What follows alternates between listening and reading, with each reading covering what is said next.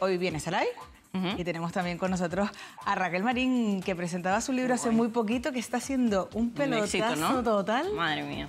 Y te digo una cosa, yo creo que es de esos momentos donde tenemos que poner todos los sentidos, ¿verdad? Porque Sí, que todo el mundo esté muy absorber atento. toda la información. Sí, que todo el mundo esté muy atento. Y además que después vayan a su blog también, que sé que tiene un blog también. También. Bueno, antes de ver el blog, si quieren les vamos a adelantar, si les parece una buena idea, la portada del libro Dale vida a tu cerebro, de Raquel Marín. La verdad que estamos encantados de que hoy esté con nosotros, nos acompañe y sobre todo de poderlo acercar. No solamente por acercar la información que ella nos va a dar, que vamos, que estamos felices, sino que para nosotros también es un privilegio, igual que contamos con Verónica Pavés, que sube quincenalmente y que nos cuenta un poquito, nos hace hacer resúmenes de lo más destacado en ciencia, pues que sube otra compañera de la casa que es fantástica, que yo también les recomiendo que la lean y que es una fantástica periodista, que es Saray Encino. Son muy buenas. Hola, ¿qué tal, Marian? Yo bien, encantada de tenerte por aquí. Nosotros también encantados de estar aquí, sobre todo de tener a Raquel, que para mí es, bueno, tú sabes que saqué ese artículo entonces, pero desde que la conocí he pensado que es una científica estupenda y sobre todo que tiene algo que muchos científicos no tienen, creo yo, y es ese afán por divulgar todo lo que ella aprende y lo que ella va investigando. Creo que ese afán le ha llevado no solo a sacar ese blog que es del que hablaba Verónica, en el que divulga todas las novedades que ustedes se puedan imaginar respecto al cerebro e incluso recetas sobre lo que debemos comer para tener un cerebro más joven, sino que ahora ha sacado un libro en el que recopila eso y creo que muchas más cosas, ¿no, Raquel? Muy buenas, Raquel. Hola. Bienvenida y muchas gracias por acompañarnos hoy. Sabemos que todo el mundo quiere pues, que le cuentes un poquito, para nosotros es un honor que estés hoy con nosotros en la tele. Hombre, por supuesto, hay que contarlo a todo el mundo. Y cuanta más gente sepa, mejor, por supuesto. ¿Verdad que sí, Saray? Sí.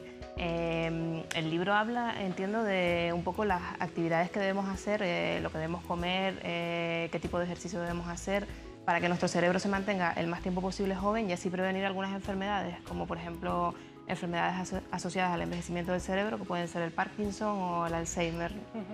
Efectivamente, Saray.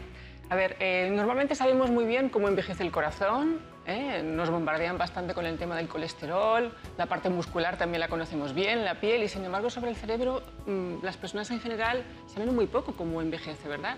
Y sin embargo es un órgano esencial, seguramente es el más importante para nuestra calidad de vida. Claro.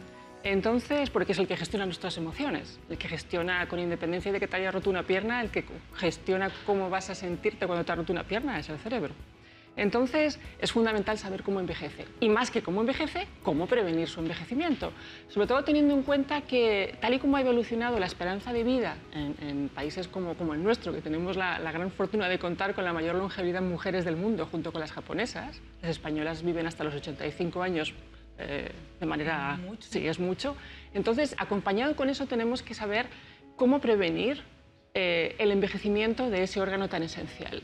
Y además son pautas muy sencillas, no hace falta hacer nada especial, sino simplemente conocer un poco más cómo es ese órgano, cómo funciona, qué come y qué necesita para estar bien.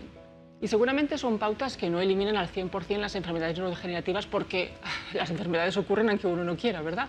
Pero sí hay mucho de preventivo y además con base científica, que es lo importante, porque hay mucha información, pero lamentablemente no toda esa información te da la libertad de elección como una herramienta demostrada y fidedigna, como es la ciencia. Entonces, pues yo me baso en lo más reciente que hay sobre lo que está en el campo, sobre lo que ahora mismo se está estudiando y se está investigando. Muchos de los artículos que de alguna manera resumo y simplifico para que llegue a la gente son artículos que son del año pasado o de este año, que han salido publicados recientemente. Entonces es realmente algo que las personas tienen que saber ahora, no dentro de 10 años cuando salgan un libro de consulta, sino ahora. Entonces me parece esencial.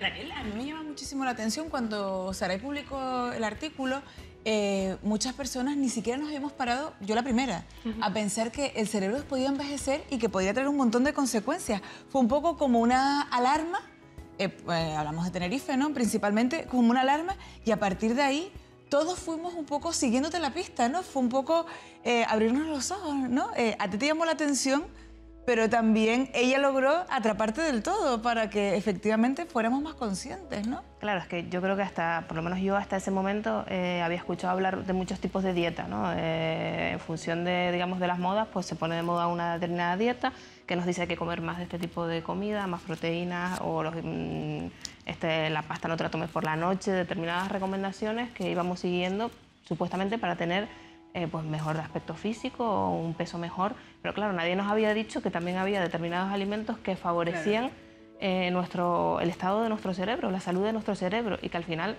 la salud de nuestro cerebro tiene mucho que ver con el resto del cuerpo, si no tiene todo que ver con el resto del cuerpo, ¿no? Entonces, saber que hay determinados alimentos, determinados compuestos que encontramos en determinados alimentos que debemos favorecer que estén en nuestra dieta, creo que es importante, como decía Raquel, que lo sepamos y que luego elijamos, porque a fin de cuentas uno se puede cuidar para tener una buena figura, pero lo más importante es, y además que está relacionado, es cuidarse para tener un buen cerebro, ¿no? Además, lo que comenta Sara es absolutamente cierto. Fíjate que cada vez hay más demostraciones científicas que demuestran que el intestino es esencial para la salud del cerebro. Ya no lo que comas, sino los microorganismos que están en el intestino, que son aproximadamente 2 kilos, no es banal, teniendo en cuenta que el cerebro pesa 1,5 kilos, tenemos más organismos en el intestino, microorganismos, que peso de cerebro. De hecho, serían aproximadamente 17 veces la población mundial, lo que tenemos en el intestino. Y esos microorganismos, que además son, claro, distintos, de distintos tipos, son los que se encargan de fabricar muchos de los nutrientes que el cerebro no fabrica, pero que consume, porque el cerebro es muy ávido metabólicamente, es muy activo, está trabajando las 24 horas, incluso cuando dormimos. Entonces es esencial que mantenga, por decirlo así, una buena gasolina. Y esa gasolina, que puede ser de buena o de mala calidad, se la proporcionan los microorganismos del intestino. De tal manera que cuando tienes desajustes en ese equilibrio de los microorganismos, se está demostrando, y cada vez es más fiel, que esos desequilibrios pueden inducir el riesgo de Alzheimer, de Parkinson, de autismo cuando en las madres la alimentación no ha sido la adecuada durante el embarazo, la degeneración de la mácula, del ojo, etcétera, etcétera. Sí, es que parece que no, pero es que todo pasa por...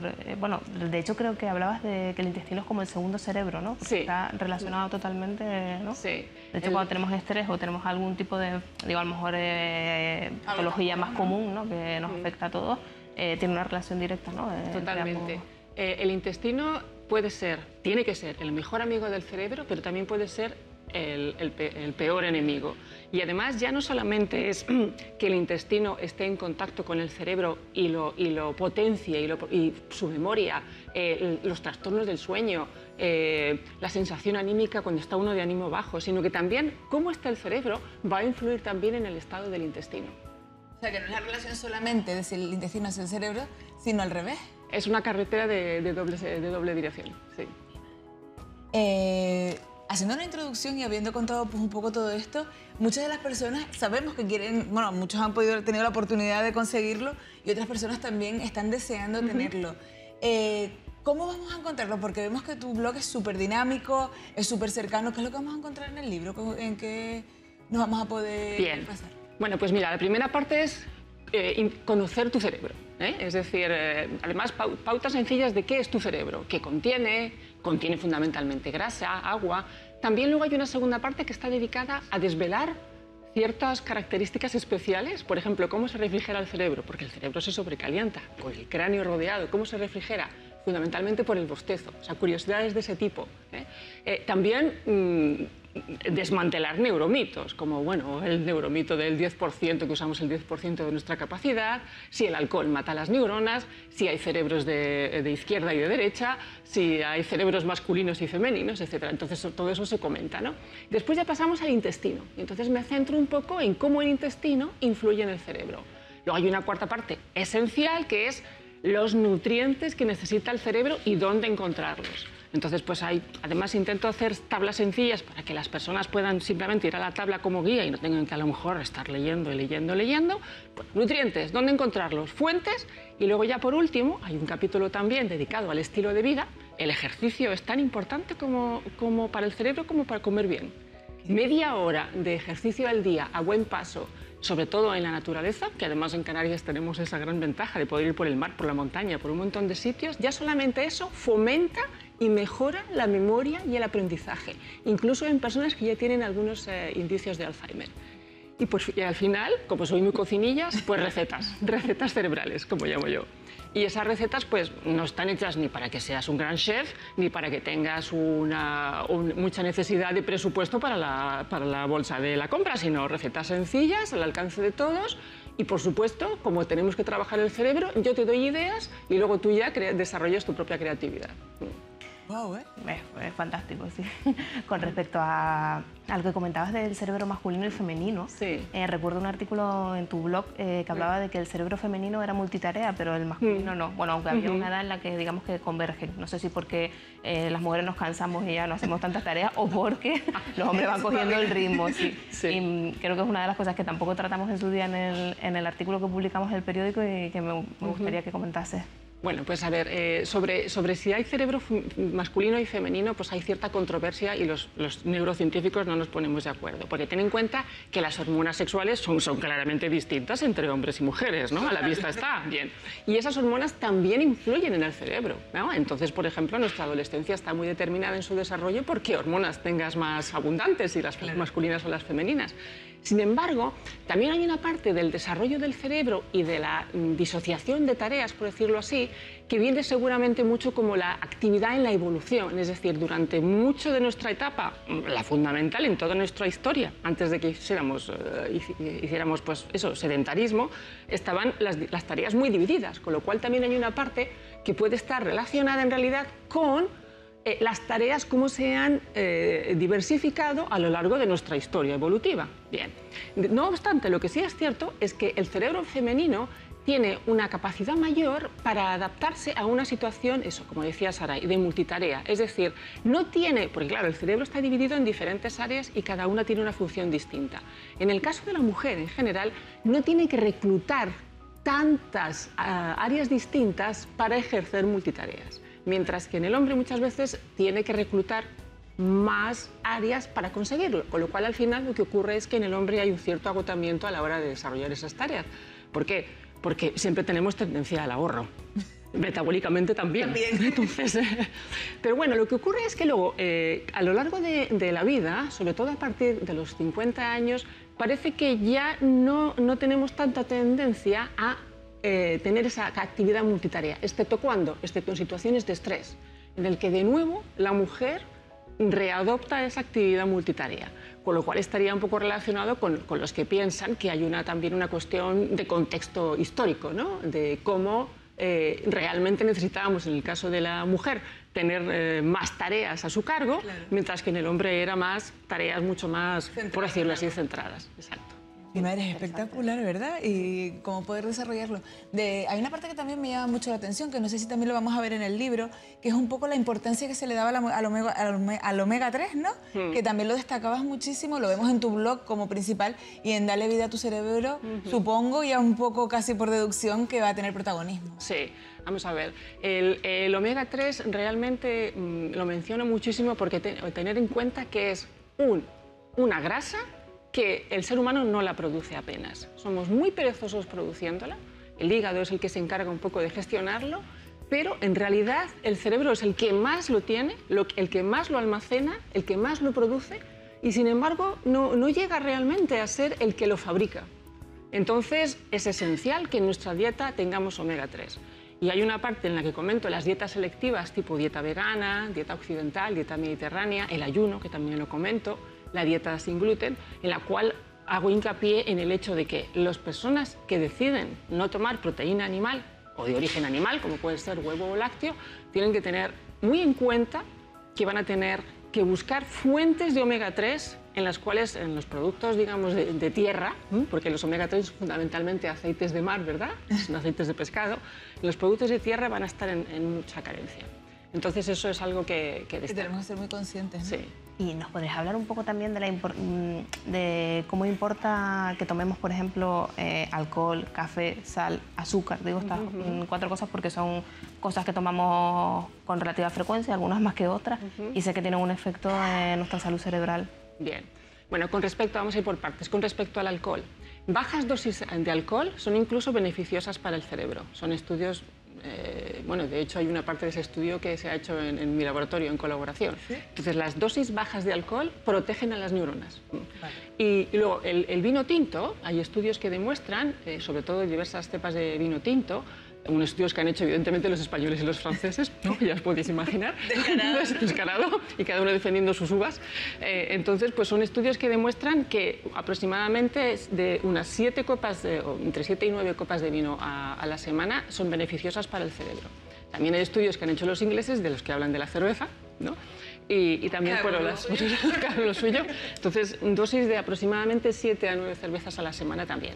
Dosis altas, evidentemente dosis altas, sobre todo si son dosis crónicas, de los que todos los días consumen una alta dosis de alcohol, son tóxicas, son degenerativas para el cerebro.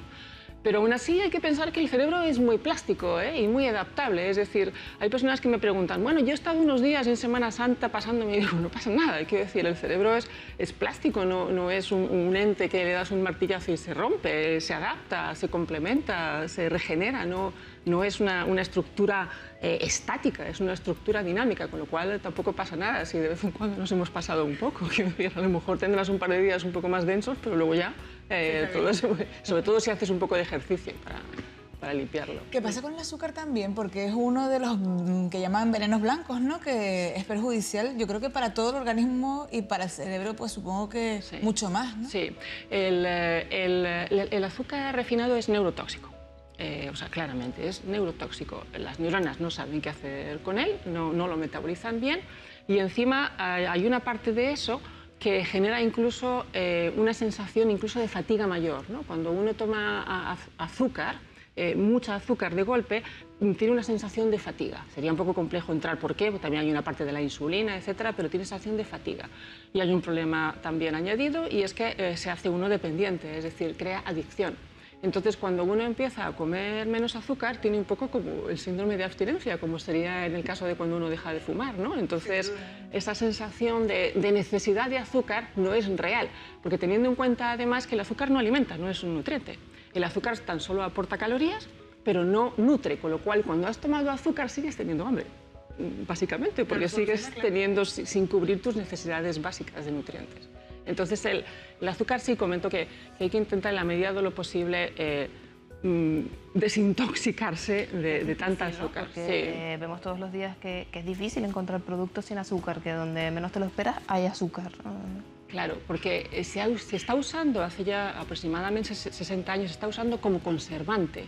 El azúcar refinado que estamos utilizando actualmente se desarrolló en la industria alimentaria transformando la glucosa y la fructosa, que es el azúcar de las frutas, transformándolo para tener unos siropes que son mucho más ricos en fructosa. La fructosa es mucho más endulzante, muy buen conservante, con lo cual abaratas el producto, lo endulzas, que además es un sabor que a la mayoría de las personas es agradable, y lo conservas mejor.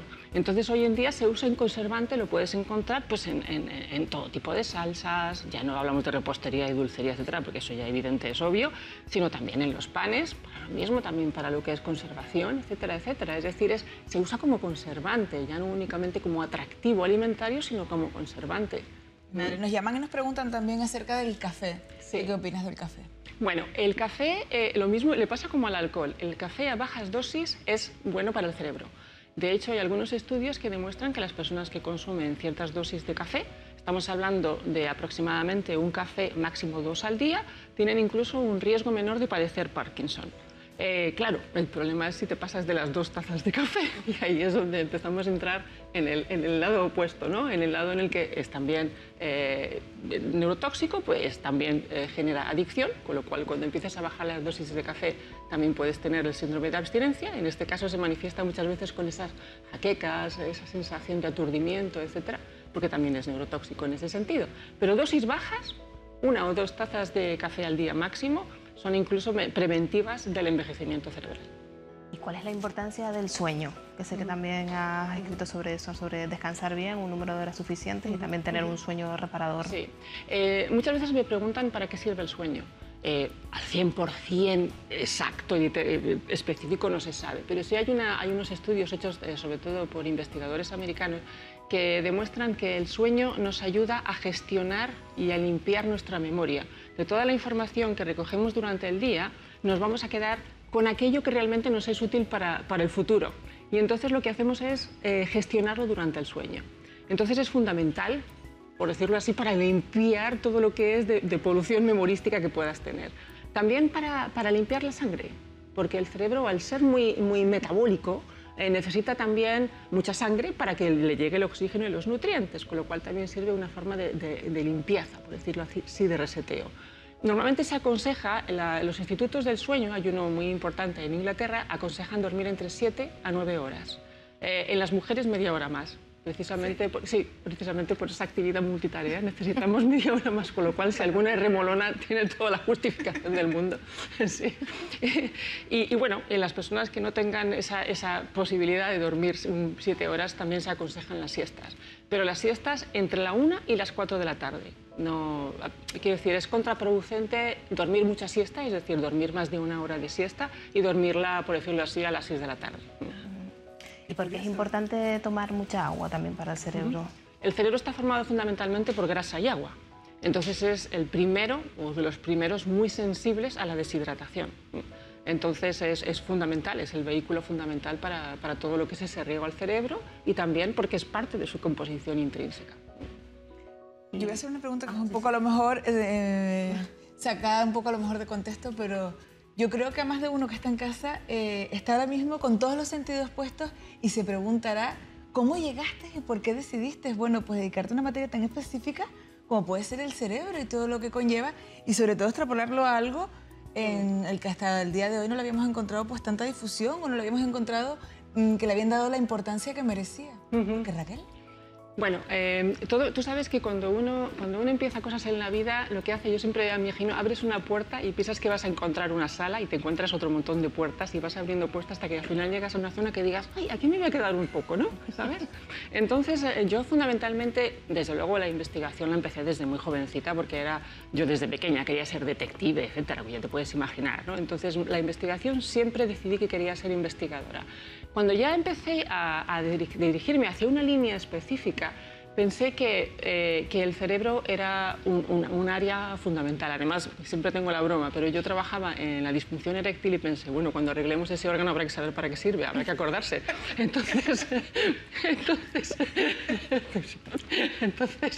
Entonces bueno, pues ya cuando empezamos la línea de investigación en neurociencia, ahora aproximadamente 16 años, me di cuenta que las personas son realmente ávidas de información sobre el cerebro y a ver, ahí voy a echar un poco piedra sobre mi tejado, los neurocientíficos comunicamos muy mal. Es decir, ¿por qué? Porque es muy difícil hablar de estos temas, es muy difícil hablar de una forma sencilla, intentar quitar todo aquello que puede ser complejo para una persona normal y llegar un poco a la esencia de lo que esa persona puede entender para pasar el mensaje. Entonces ya aproximadamente hace 3 años, dando muchas charlas de divulgación, pues, por ejemplo en centros de mayores, que son muy divertidas, luego en colegios, en secundaria. Bueno, he llegado a dar charlas en sitios más insospechados que os podéis, como por ejemplo en el Fuerte Almeida, para los militares. Sí. Entonces, pues me he dado cuenta que las personas realmente necesitan saber más sobre ese órgano esencial. Y esa es labor de los neurocientíficos y de los neurólogos, evidentemente, pero sobre todo los que estamos investigando sobre ello. Porque además la neurociencia en los próximos años, en las próximas décadas, va a ser la disciplina de la que más se va a hablar. Porque ya se están empezando a hacer cosas como, por ejemplo, la transferencia de memoria. ¿Te imaginas transferir memoria? ¿Te imaginas almacenar memoria y luego recuperarla? ¿Te imaginas transferir memoria de otras personas? O potenciar aprendizaje mientras estás durmiendo, saber de cosas que no sabías cuando te acostaste. Pues sí. Entonces, ese tipo de cosas ya se están... No nos podemos imaginar porque es que nos parece súper lejano. No, eso está en una década está aquí. Pero es que ahora que estamos hablando tanto de inteligencia artificial y de robotización, primero lo que más nos va a diferenciar de las máquinas va a ser lo que sepamos hacer con nuestro cerebro, que lo que quieren hacer las máquinas es copiar nuestro cerebro, nuestra forma de funcionar. Entonces, a mí me parece súper interesante y quería decir, antes de que se me olvidase, que ya que Raquel decía que lleva 16 años centrándose en esta área, que su grupo de investigación ha recibido un montón de financiación estatal y que es una forma también que está de la Universidad de La Laguna de reivindicar la transferencia de conocimiento que hacen las universidades públicas a la sociedad, que a veces nos quejamos mucho, pero tampoco decimos la parte buena. Además, en eso te doy toda la razón. Yo siempre soy consciente de que trabajo con fondos públicos. Entonces, son los fondos de todos, y entonces tiene que volver, tiene que haber un retorno a la sociedad de lo que hacemos. Y muchas veces no es que no hagamos nada, es que no lo contamos. Entonces yo creo que tenemos que contarlo, que tiene que llegar a las personas, porque es un poco el producto final de toda esa inversión que se ha hecho con fondos públicos, que son fondos de todos. Entonces siempre lo tengo muy en cuenta. Efectivamente, pero ella dice algo que es curioso.